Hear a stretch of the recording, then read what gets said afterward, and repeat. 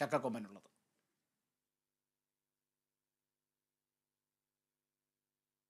Russia Ukraine യുദ്ധം അവസാനിപ്പിക്കുന്നതിനുള്ള ചർച്ചകൾക്കായി ദേശീയ സുരക്ഷാ ഉപദേഷ്ടാവ് അജിത് ഡോവൽ റഷ്യയിലേക്ക്. പ്രധാനമന്ത്രി നരേന്ദ്രമോദി ഇരു രാജ്യങ്ങളും സന്ദർശിച്ച് ചർച്ചകൾ നടത്തിയതിന് പിന്നാലെയാണ് അജിത് ഡോവലിന്റെ സന്ദർശനം.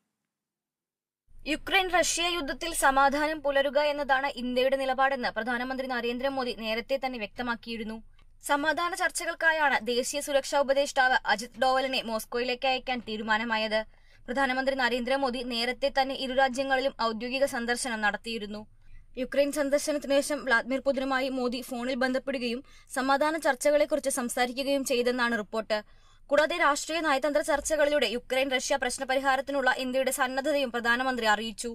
ഇന്ത്യ കൂടുതൽ അടുപ്പം പുലർത്തുന്ന ഇരു രാജ്യങ്ങളും തമ്മിലുള്ള യുദ്ധം അവസാനിപ്പിക്കാൻ ഇടപെടണമെന്ന സമ്മർദ്ദവും മുന്നേ തന്നെ ഇന്ത്യക്ക് മുകളിൽ പാശ്ചാത്യ രാജ്യങ്ങളിൽ നിന്നും ഉണ്ടായിരുന്നു.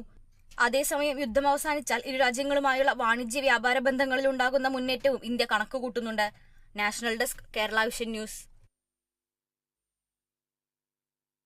രാഹുൽ ഗാന്ധിയുടെ അമേരിക്കൻ സന്ദർശനത്തിന് തുടക്കമായി. ഡാലസിലെത്തിയ രാഹുൽ ഗാന്ധിയെ ഇന്ത്യൻ ഓവർസീസ് കോൺഗ്രസിന്റെ നേതൃത്വം